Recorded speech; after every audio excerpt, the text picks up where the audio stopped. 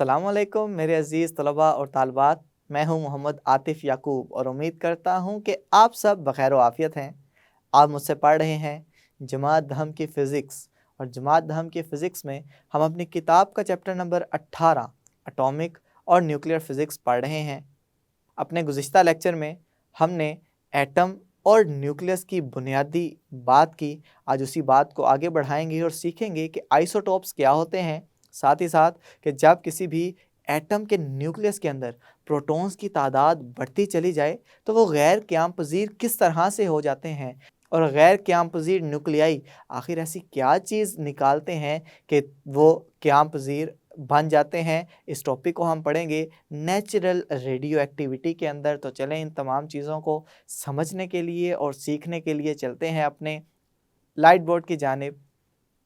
जी तो मेरे अज़ीज़ तलबा और तालबात, जैसा कि लेक्चर के आगाज़ में आपसे ये बात शेयर कर चुका हूँ कि आज हमने अपनी गुफ्तगू करनी है एक बहुत ही अहम ख़ुसूसियत की, बहुत ही अहम इस्तिलाह की, जिसका नाम है आइसोटोप्स। ये आखिर आइसोटोप्स हैं क्या? इनको समझने के लिए ये बात याद रखें कि एक एटम एक से ज़्यादा शक्लों में पाया जा सकता है। अब एक एटम की एक से ज़्यादा शक्लें वो कहलाएंगी आइसोटोप्स। आइसो का मतलब होता है एक जैसी। तो अगर एटम अपनी असल हालत की बजाय दूसरी हालतों में भी मौजूद हो, उसे नाम दिया जाएगा आइसोटोप का। फ़र्ज़ करें कि हमारे पास एक हाइड्रोजन का एटम है, और हाइड्रोजन का एटम मैंने अपने पिछले लेक्चर में बताया कि सबसे ज़्यादा एटम है। क्यों? क्योंकि उसमें एक अदद प्रोटॉन पाया जाता है। उस प्रोटॉन के अलावा उसके न्यूक्लियस में कोई भी चीज़ मौजूद नहीं है। तो इसका मतलब हुआ कि ये बिल्कुल आ गया एटम का सेंटर, एटम का न्यूक्लियस, और इस न्यूक्लियस के अंदर मौजूद है एक अदद प्रोटॉन। इस प्रोटॉन को समझ लें कि ये न्यूक्लियस के अंदर पाया जा रहा है और इसके गिर्द रिवॉल्व कर रहा है, गर्दिश कर रहा है एक अदद इलेक्ट्रॉन, कुछ इस तरह से। तो ये आ गया हमारे पास एक अदद हाइड्रोजन का एटम। इस हाइड्रोजन के एटम की ख़ास बात क्या है कि इसका जो एटॉमिक नंबर है, यानी इसके अंदर पाए जाने वाले प्रोटॉन की तादाद है वो एक, और ये इसका एटॉमिक मैस नंबर क्या है, यानी कि प्रोटॉन और न्यूट्रॉन की मजमूई तादाद। प्रोटॉन तो है एक, न्यूट्रॉन की तादाद कैसे मालूम करेंगे? हमने न्यूट्रॉन की तादाद के लिए कहा था कि न्यूट्रॉन के लिए आपको इस ए और जेड को माइनस करना पड़ेगा। तो न्यूट्रॉन की तादाद आ गई 0। तो सिर्फ और सिर्फ एक ही प्रोटॉन पाया जा रहा है न्यूक्लियस के अंदर, तो ये बन गया हाइड्रोजन का एक एटम। मज़ीद हाइड्रोजन के दूसरे एटम की जानिब बढ़ते हैं कि अब की बार भी मौजूद है उसके मरकज़ के अंदर न्यूक्लियस, लेकिन अब की बार प्रोटॉन एक है, लेकिन इस प्रोटॉन के साथ एक अदद यहाँ पे न्यूट्रॉन भी आ चुका है। न्यूट्रॉन को मैं हमेशा इस चैप्टर के अंदर बनाऊंगा तो इस सिंबल से बनाऊंगा, जो कि छोटा सा ज़ीरो लग रहा होगा। ये ज़ीरो बनाने का मतलब ये है कि इस पे जो मजमूई चार्ज है वो ज़ीरो होता है। अब इसके गिर्द एक इलेक्ट्रॉन है जो कि गर्दिश कर रहा है मुसलसल, कुछ इस तरह से। तो ये बन गया हमारे पास ये हाइड्रोजन का दूसरा एटम। अब आप ये पूछेंगे कि आपको किस तरह से पता चला सर कि ये भी हाइड्रोजन का एटम है? तो याद करें वो बात जो कि मैंने पिछले लेक्चर के आखिर में बताई थी कि हमेशा जो प्रोटॉन है ये शनाख्त होता है किसी भी एटम में। तो अगर किसी भी एटम में एक प्रोटॉन पाया जाएगा तो वो हमेशा हाइड्रोजन का एटम होगा। लेकिन अगर मैं उस प्रोटॉन की बजाय एक और प्रोटॉन ऐड कर दूं, यानी कि अब प्रोटॉन 2 हो गए, तो अब वो हाइड्रोजन ना रहा, बल्कि हाइड्रोजन से अगला एलिमेंट जो कि पीरियोडिक टेबल में पाया जाता है उसको हीलियम का नाम दिया जाता है। तो वो फिर हाइड्रोजन की बजाय हीलियम बन जाएगा। लेकिन अभी तक प्रोटॉन एक ही है। हाँ, प्रोटॉन के साथ न्यूट्रॉन आ गया है, ये अलग बात है, लेकिन अभी तक प्रोटॉन एक ही है। तो अब इस एटम की क्या खसूसियात हैं? इस एटम में पाए जाने वाले प्रोटॉन्स की तादाद, यानी कि एटॉमिक नंबर है एक। एटॉमिक मैस नंबर देखें जी, एटॉमिक मैस नंबर क्या है? प्रोटॉन और न्यूट्रॉन की मजमूई तादाद। तो एक प्रोटॉन एक न्यूट्रॉन, मजमूई तौर पे ये बन गया 2। और यहाँ से अगर न्यूट्रॉन की तादाद निकालें तो न्यूट्रॉन किस तरह से निकालेंगे? 2 - 1 न्यूट्रॉन की तादाद आ गई 1। तो यहाँ पे देखें, अभी तक जो हमने देखा है कि दोनों हैं हाइड्रोजन के एटम, दोनों में प्रोटॉन नंबर यानी कि एटॉमिक नंबर एक जैसा है, लेकिन फ़र्क कहाँ पे आ रहा है, इस एटॉमिक मास नंबर में या इस न्यूट्रॉन नंबर पे। यहाँ पे एटॉमिक मास नंबर 1 है, यहाँ पे 2 है, यहाँ पे न्यूट्रॉन नंबर 0 है, यहाँ पे न्यूट्रॉन नंबर 1 है।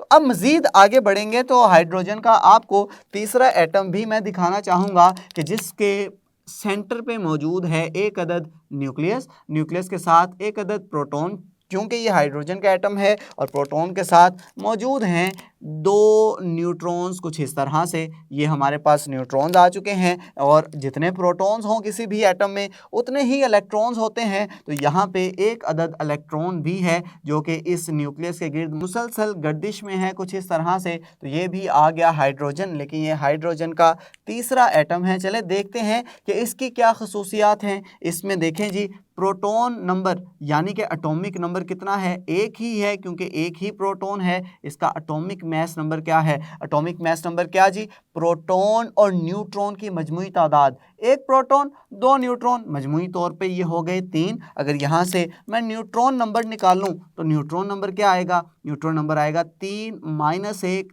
2 के बराबर आ गया। तो यहाँ पे भी देखें हमारे पास एक जैसी ही चीज़ आ रही है कि प्रोटॉन नंबर यानी कि एटॉमिक नंबर सब में एक जैसा है, लेकिन फ़र्क आ रहा है। तो फ़र्क आ रहा है या तो इस एटॉमिक मास नंबर में या न्यूट्रॉन नंबर में। तो अगर ऐसा कोई एटम हो कि जिसके प्रोटॉन नंबर यानी एटॉमिक नंबर तो उसका एक जैसा हो, लेकिन उसका एटॉमिक मास नंबर मुख्तलिफ हो, तो ऐसे एटम को, तो ऐसे एक से ज़्यादा एटम्स को फिर हम आइसोटोप्स का नाम देते हैं। तो चलें हम आइसोटोप्स की तारीफ लिख लेते हैं। तारीफ हम इस तरह से लिखेंगे कि किसी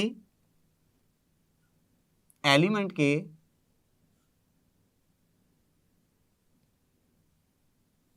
ऐसे एटम्स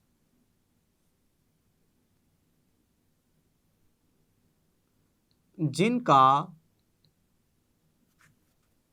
एटॉमिक नंबर यकसा हो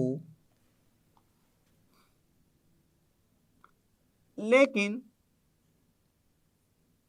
एटॉमिक मास नंबर मुख्तलिफ हो,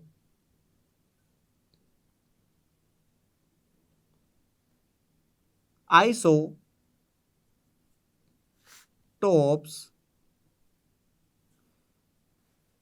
कहलाते हैं। या इसकी तारीफ आप इस तरह से भी कर सकते हैं कि किसी भी एलिमेंट के ऐसे एटम्स कि जिनमें प्रोटॉन्स की तादाद एक जैसी हो लेकिन न्यूट्रॉन्स की तादाद मुख्तलिफ हो, ऐसे एटम्स को हम आइसोटोप्स कह सकते हैं। तो एक से ज़्यादा डेफिनेशंस भी आप कर सकते हैं, इसमें कोई भी कबाहत नहीं है। बस ये ख्याल रहे कि जो तसव्वुर है, इसका जो कॉन्सेप्ट है वो ख़राब ना हो। बाकी आप जो चीज़ें जिस तरह से मर्ज़ी बयान करना चाहें आप कर सकते हैं। अब मैंने आपके सामने हाइड्रोजन के 3 आइसोटोप बनाए हैं, तो 3 आइसोटोप बनाए हैं तो इसका मतलब है इन तीनों के अलग अलग कुछ ना कुछ नाम तो होंगे ना। तो जी हाँ, बिल्कुल नाम तो हैं। तो हाइड्रोजन के ऐसे आइसोटोप को कि जिसमें एक प्रोटॉन पाया जाता है और एक प्रोटॉन के अलावा कोई भी नहीं पाया जाता, कुछ भी नहीं पाया जाता, ऐसे आइसोटोप को नाम दिया जाता है प्रोटियम का। और ऐसा आइसोटोप के जिसमें एक प्रोटॉन के साथ पाया जाए एक अदद न्यूट्रॉन, उसको नाम दिया जाता है ड्यूटेरियम का। और एक ऐसा आइसोटोप के जिसमें एक प्रोटॉन के साथ पाया जाए 2 न्यूट्रॉन्स, उसको नाम दिया जाता है ट्रिटियम का। तो आइंदा से यह फ़र्क याद रखिएगा कि प्रोटियम हाइड्रोजन का ऐसा आइसोटोप है जिसमें एक प्रोटॉन पाया जाता है, कोई न्यूट्रॉन नहीं पाया जाता। ड्यूटेरियम ऐसा आइसोटोप जिसमें एक प्रोटॉन एक न्यूट्रॉन, और ट्रिटियम ऐसा आइसोटोप जिसमें एक प्रोटॉन और 2 न्यूट्रॉन पाए जाते हैं। तो इस तरह से आप किसी भी किस्म के एलिमेंट की तादाद को, एलिमेंट के एटम्स की तादाद को जान सकते हैं। शर्त यह है कि उसका प्रोटॉन नंबर यानी कि एटॉमिक नंबर यकसा होना चाहिए। अब बात ये आती है कि हम क्यों सिर्फ प्रोटियम को पढ़ते हैं, क्योंकि प्रोटियम को सबसे ज़्यादा पढ़ा जाता है कि उसमें सिर्फ एक प्रोटॉन है और न्यूट्रॉन की तादाद 0 है। तो इसकी वजह है नेचुरल अबंडेंस, के कुदरत में ज़्यादा कसरत से कौन सा आइसोटोप पाया जाता है, कौन सा ज़्यादा मशहूर है। तो इसकी वजह यह है कि प्रोटियम सबसे ज़्यादा इसलिए पढ़ा जाता है कि कुदरत के अंदर 99% नेचुरल अबंडेंस, कुदरती तौर पर पाया जाने वाला जो आइसोटोप है हाइड्रोजन का, वो प्रोटियम है। बाकी दोनों भी तो हैं, लेकिन ये कुदरत में बहुत कम तादाद में मौजूद हैं। इस वजह से प्रोटियम को ज़्यादा पढ़ा जाता है, ज़्यादा तवज्जो साइंसदान या जितने भी फिजिसिस्ट हैं, माहिर फिज़िक्स हैं, वो प्रोटियम को ज़्यादा पढ़ते हैं बनिस्बत ड्यूट्रियम और ट्रीटियम के। अब चलते हैं हीलियम के पास। हीलियम आप जानते हैं कि ऐसा एटम है कि जिसके अंदर 2 प्रोटॉन्स पाए जाते हैं। अब अगर उसके पास 2 प्रोटॉन्स हैं और फ़र्ज़ करें अभी कोई भी न्यूट्रॉन नहीं है, अभी फ़र्ज़ कर लें कोई भी न्यूट्रॉन नहीं है और 2 प्रोटॉन हैं, तो लाजमी बात है 2 इलेक्ट्रॉन्स होंगे जो कि गर्दिश कर रहे होंगे इसके इर्द गिर्द कुछ इस तरह से। तो ये बन गया मेरे पास एक अदद हीलियम का एटम। हीलियम आपके पीरियोडिक टेबल का दूसरा एलिमेंट है कि जिसमें 2 प्रोटॉन्स पाए जाते हैं। अब यहाँ पे सवाल ये पैदा होता है कि आपने अपने चैप्टर नंबर 13 में कूलम्ब फोर्स पढ़ी। कूलम्ब फोर्स में आपने कहा था कि एक जैसे चार्जेस एक दूसरे को दफ़ा करते हैं, दफ़ा की फोर्स लगाएंगे एक दूसरे पे। तो अब न्यूक्लियस के अंदर आ चुके हैं 2 प्रोटॉन्स, दोनों एक जैसे, दोनों पे पॉजिटिव चार्ज। तो क्या ये एक दूसरे पे दफ़ा की फोर्स लगाएंगे? तो क्या ये दफ़ा की फोर्स लगाएंगे तो क्या न्यूक्लियस से बाहर निकल जाएंगे? तो क्या ऐसी चीज़ है जो इनको न्यूक्लियस के अंदर जोड़े रखी है? क्योंकि हम तो ये कह रहे हैं कि इसके न्यूक्लियस में 2 प्रोटॉन्स पाए जाते हैं, तो इसका मतलब है कि ये न्यूक्लियस के अंदर ही रहेंगे। तो ऐसी कौन सी फोर्स है कि ये न्यूक्लियस के अंदर रहेंगे? चलें, ये तो हो गई हीलियम के बाद जिसमें कम प्रोटॉन्स हैं। कोई ऐसे भी तो हमारे पास न्यूक्लियाई हैं, मसलन जैसा कि ऑक्सीजन है। ऑक्सीजन में आपको पता है कितने प्रोटॉन्स पाए जाते हैं? ऑक्सीजन में 8 प्रोटॉन पाए जाते हैं। अब 8 प्रोटॉन का मतलब है कि यहाँ पे फ़र्ज़ करें ये मदार आ गया, इसमें इलेक्ट्रॉन्स की तादाद पाई जाएगी 8 ही पाई जाएगी। पहले में 2 होंगे, चलें ये मैं आपको बना देता हूँ। पहले में 2 इलेक्ट्रॉन्स पाए जाएंगे और दूसरे में 6 इलेक्ट्रॉन्स पाए जाएंगे। अब ये 8 प्रोटॉन एक जैसे चार्जेस बिल्कुल न्यूक्लियस के सेंटर के, बिल्कुल न्यूक्लियस यानी कि एटम के सेंटर के अंदर पाए जा रहे हैं। ये एक दूसरे को ऊपर दफ़ा की फोर्स लगा रहे हैं, एक दूसरे को दूर भेजना चाह रहे हैं। कूलम्ब की फोर्स के मुताबिक एक जैसे चार्जेस दूसरे को दफ़ा करते हैं। तो अब ये न्यूक्लियस के अंदर किस वजह से रुके हुए हैं? याद रखिएगा कि अल्लाह ताला ने, अल्लाह अज़्ज़ा व जल ने इस कुदरत को बड़ी ही सिमेट्री के साथ, बड़ी ही तरतीब के साथ बनाया है। तो न्यूक्लियस के अंदर इन प्रोटॉन्स को जोड़े रखने वाली फोर्स का नाम है स्ट्रॉन्ग फोर्स। स्ट्रॉन्ग का मतलब है बहुत ही मजबूत, और इसको स्ट्रॉन्ग न्यूक्लियर फोर्स भी कहा जाता है, क्योंकि न्यूक्लियस पे लग रही है तो इसको हम कहेंगे कि ये स्ट्रॉन्ग न्यूक्लियर फोर्स है। और ये स्ट्रॉन्ग न्यूक्लियर फोर्स याद रखिएगा कि इसकी जो रेंज होती है ये कम होती है। कम रेंज का मतलब है कि ये सिर्फ़ और सिर्फ न्यूक्लियस के अंदर ही रहेगी। न्यूक्लियस के बाहर अगर जाके आप देखेंगे कि न्यूक्लियर फोर्स लग रही है या नहीं लग रही, तो आपको वो फोर्स महसूस नहीं होगी, क्योंकि स्ट्रॉन्ग न्यूक्लियर फोर्स एक शॉर्ट रेंज फोर्स है, इसकी मुख्तसर रेंज होती है। अब लग रही है एक अदद स्ट्रॉन्ग न्यूक्लियर फोर्स और लग रही है एक अदद रिपल्सिव फोर्स। तो रिपल्सिव फोर्स को मैं यहाँ पे लिख देता हूँ कि ये यहाँ पे एक अदद दफ़ा की फ़ोर्स भी लग रही है। तो याद रखिएगा कि ये दफ़ा की फ़ोर्स और स्ट्रॉन्ग न्यूक्लियर फ़ोर्स जब लग रही होंगी तो इनमें से जीतेगा स्ट्रॉन्ग न्यूक्लियर फ़ोर्स, क्योंकि स्ट्रॉन्ग न्यूक्लियर फ़ोर्स बहुत ज़्यादा मजबूत है इस दफ़ा की फ़ोर्स से। और नंबर 2, ये स्ट्रॉन्ग न्यूक्लियर फ़ोर्स की रेंज कम होती है। तो हम कहेंगे कि यहाँ पे स्ट्रॉन्ग न्यूक्लियर फोर्स वो फोर्स है कि जो इन तमाम प्रोटॉन्स को न्यूक्लियस के अंदर बांधे रखेगी। तो अब ये आइसोटोप्स की बात तो हो गई, तो एक बात मज़ीद याद रखिएगा कि जितने भी आइसोटोप्स हैं इनके अंदर एक चीज़ हमेशा एक जैसी रहेगी, और वो है इनके कीमियाई ख़ास, यानी कि इनकी केमिकल प्रॉपर्टीज़ ये हमेशा एक जैसी रहेंगी। क्यों एक जैसी रहेंगी? क्योंकि इनमें पाए जाने वाले प्रोटॉन्स की तादाद तब्दील नहीं हो रही और इनकी जो तबई खसूसियात होंगी यानी कि फ़िज़िकल प्रॉपर्टीज़ जिसमें मैस आ जाता है, डेंसिटी आ जाती है, ये तब्दील होती रहेंगी। तो ये एक अहम लफ्ज़ है, हमारे पास अहम पॉइंट्स हैं आइसोटोप्स को समझने के लिए। तो उम्मीद करता हूँ कि आइसोटोप्स के बारे में तो आपको बात समझ आ गई। अब क्या हो ऐसा कि अगर न्यूक्लियस में प्रोटॉन्स की तादाद बढ़ती चली जा रही है तो एक वक्त ऐसा आएगा कि प्रोटॉन्स की तादाद इतनी ज़्यादा बढ़ जाएगी, ये न्यूक्लियस इतना ज़्यादा भारी हो जाएगा, हैवी हो जाएगा कि अब ये चाहेगा कि मेरे ऊपर ये जो बोझ आ रहा है ये बोझ थोड़ा सा कम हो जाए। बिल्कुल उसी तरह से कि फ़र्ज़ करें कि एक साहिल से समुंदर में कश्ती चल रही है, उस कश्ती के ऊपर जब बोझ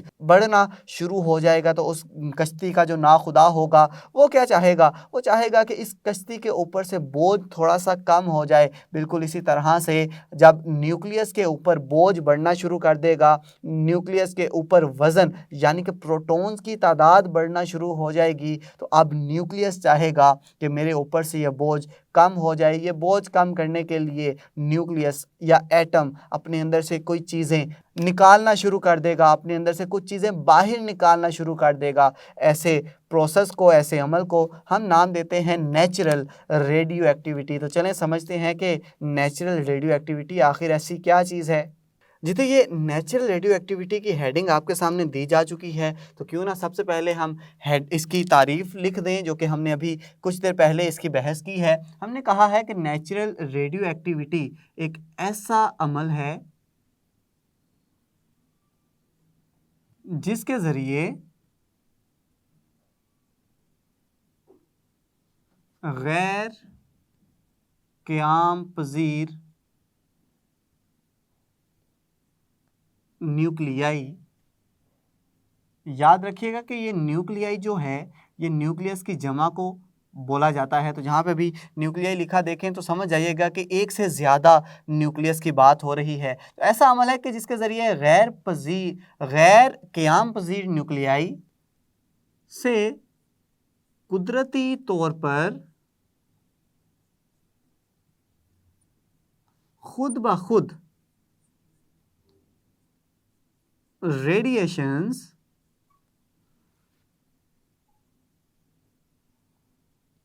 खारिज होती हैं।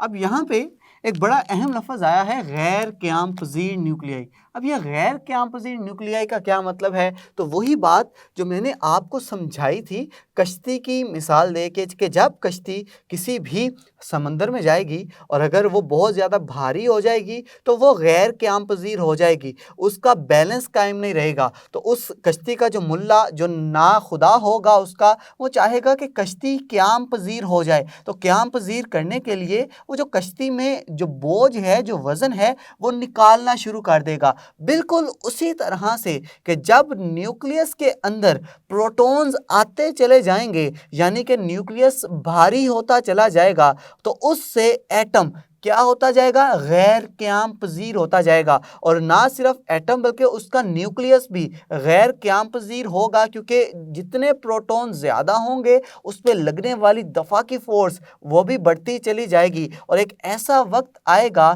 कि वो कूलम की फ़ोर्स जो कि लग रही है उस पर वो हावी हो जाएगी और ये न्यूक्लियर फ़ोर्स, जिसे स्ट्रॉन्ग न्यूक्लियर फ़ोर्स भी मैंने कहा है, वो कमज़ोर पड़ जाएगी। तो हावी होने वाली फ़ोर्स से वो जो न्यूक्लियस है ये टूट फूट का शिकार हो जाएगा। ये अपने अंदर से फिर कुछ चीज़ें निकालना शुरू कर देगा। जिस अमल के ज़रिए निकालेगा उस अमल को हम नाम देंगे नेचुरल रेडियो एक्टिविटी। सबसे पहले इस अमल का मुशाहिदा करने वाले साइंसदान का नाम था हेनरी बैकरल, जिन्होंने 1896 के अंदर मुशाहिदा किया और इनका नाम था जी हेनरी बैकरल। इन्होंने मुशाहिदा किया यूरेनियम साल्ट्स का। ये यूरेनियम साल्ट्स के ऊपर कुछ काम कर रहे थे और इन्होंने हादसाती तौर पे इन रेडियो एक्टिव आइसोटोप्स का यानी कि नेचुरल रेडियो एक्टिविटी को डिस्कवर किया, दरियाफ्त किया। इन्होंने देखा कि यूरेनियम साल्ट से मुसलसल कुछ ऐसी चीज़ें निकल रही हैं जो कि फोटोग्राफिक प्लेट को धुंधला कर रही हैं। ये धुंधला क्यों कर रही हैं, इन्हें कुछ समझ ना आई तो इन्होंने इसको नाम दे दिया कि ये रेडियो एक्टिविटी की वजह से धुंधला हो रही हैं, कि इसके अंदर से कुछ ऐसा है जो निकल रहा है और उसके निकलने की वजह से ये प्लेट जो है, फोटोग्राफिक प्लेट, ये धुंधली होती चली जा रही है। बाद में 2 साल के बाद 2 साइंसदान मजीद उठे 1898 में। इनका नाम था जी मैरी क्यूरी और पेरी क्यूरी। ये मैरी क्यूरी और पेरी क्यूरी आपस में खावंद और बीवी का ताल्लुक था इनका। इनमें मैरी क्यूरी जो थी ये बीवी थी और पेरी क्यूरी जो थे इनके खावंद थे। अब इन्होंने 1898 में मज़ीद नेचुरल रेडियो एक्टिव का मुशाहिदा किया और 2 radio active isotopes, 2 radio active elements इन्होंने दरियाफ्त किए। उन 2 रेडियो एक्टिव एलिमेंट्स का नाम था, एक था जी रेडियम और दूसरा था पोलोनियम। ये रेडियम और पोलोनियम को दरियाफ्त किया मैरी क्यूरी और पेरी क्यूरी ने 1898 में। मज़ीद ये देखा गया हेनरी बैकरल की जानिब से कि ये जो अमल हो रहा है कि जिसकी वजह से कुछ एलिमेंट से जो रेडिएशंस खारिज होने का जो अमल था, इन दोनों ने भी इसको रेडियो एक्टिविटी का नाम दिया। बाद में मज़ीद कुछ तजर्बात से हेनरी बैकरल ने यह साबित किया कि नेचुरल रेडियो एक्टिविटी की जो असल वजह है वो गैर क़याम पज़ीर न्यूक्लियाई का टूटना है। जैसा कि मैंने पहले बताया कि ये टूट के अपने अंदर से कोई चीज़ें बाहर निकालेंगे, जैसे ही वो चीज़ें बाहर निकलेंगी तो वो न्यूक्लियाई फिर से क़याम पज़ीर हो जाएंगे। ये किस तरह से चीज़ें बाहर निकलेंगी ये सब सीखेंगे हम अपने आने वाले लेक्चर में। उम्मीद करता हूँ कि आपको जितनी चीज़ें मैंने आज के लेक्चर में समझाई हैं आपको अच्छे तरीके से समझ आ गई हैं। जी तो मेरे अजीज़ तलबा और तालबात, आप सीख चुके हैं कि ऐसे एटम्स कि जिनका प्रोटॉन नंबर एक जैसा हो लेकिन न्यूट्रॉन नंबर मुख्तलिफ हो, ऐसे एटम्स को हम आइसोटोप्स का नाम देते हैं। आपने ये भी सीख लिया कि जब प्रोटॉन्स बढ़ते चले जाएंगे किसी भी एटम के न्यूक्लियस में तो वो गैर क़याम पज़ीर न्यूक्लियाई हो जाएंगे। ये गैर क़याम पज़ीर न्यूक्लियाई क़याम पज़ीर किस तरह से होते हैं कुछ तो आपको बता दिया है, बकिया की सारी बातें बताऊंगा आइंदा आने वाले वीडियो लेक्चर में। तब तक के लिए अपना ख्याल रखें, अपने से ज़्यादा दूसरों का खुश रहें, खुशियाँ बांटें। अल्लाह हाफ़िज़।